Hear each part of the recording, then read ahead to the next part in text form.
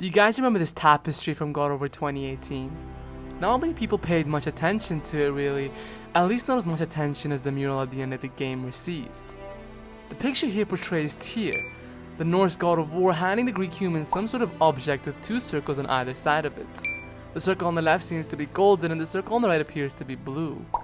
A lot of people say this might be some sort of device or weapon that might have more significance in the upcoming game God of War Ragnarok, but no theory really gave me a conclusive nor a satisfactory answer as to what this object Tyr is handing the Greek humans might be, except for today. First, let's backtrack a little bit. To understand why Tyr is helping the Greek humans, why he is even in Greece, and what he could possibly be helping the humans with, we need to first understand the state that Greece was in when Tyr came to visit it. We already know that Tyr visited Greece after Kratos murdered all the gods there, because not only does Tyr have a vase of Kratos in his treasure room depicting Kratos after he killed the Greek pantheon, a vase that was probably given to Tyr during his visit to Greece, but Tyr also calls Kratos a god killer in the new God of War Ragnarok trailer, implying that during Tyr's visit to Greece, he learned from the people there what Kratos has done. I know you. God killer. What is it you want from me? Is it a god of war you came to find?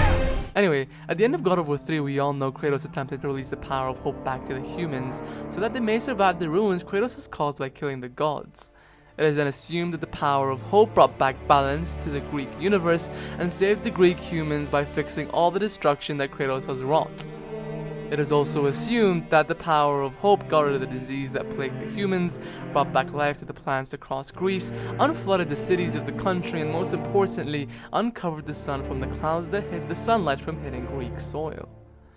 But why is that the most important point? Let me tell you. Even though by releasing the power of hope, Kratos may have uncovered the sun from the clouds, protecting it, it doesn't mean the sun will move.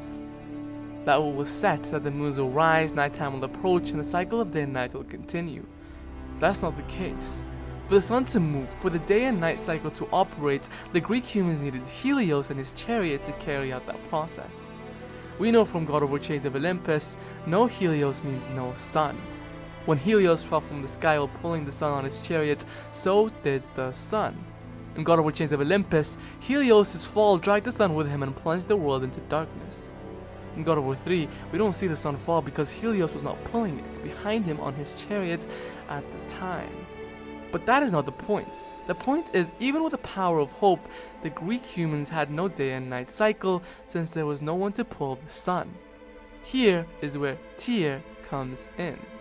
Look at the object Tyr is holding.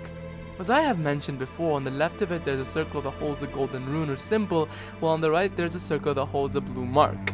And what else is color-coded golden and blue throughout the God of War 2018 game? Skull and Hati. The two wolves that chase the sun and moon and allow light to bring about the day, and an untamed satellite to control the tides. In God of War 2018, blue or silver was always associated with the Hati, who chases the moon, while yellow or gold was always associated with Skull, who chases the sun. I'm fine! How do we get you out? Gold chains on the wall. But there are three of them! What do I do? Atreus, focus. You can do this. Please hurry. I don't know yet if I can drown. Okay, think. Hati's the silver one, he hunts the moon. Skull's gold and he chases the sun. For Ragnarok to happen, they have to eat them. But these are out of order. Good boy.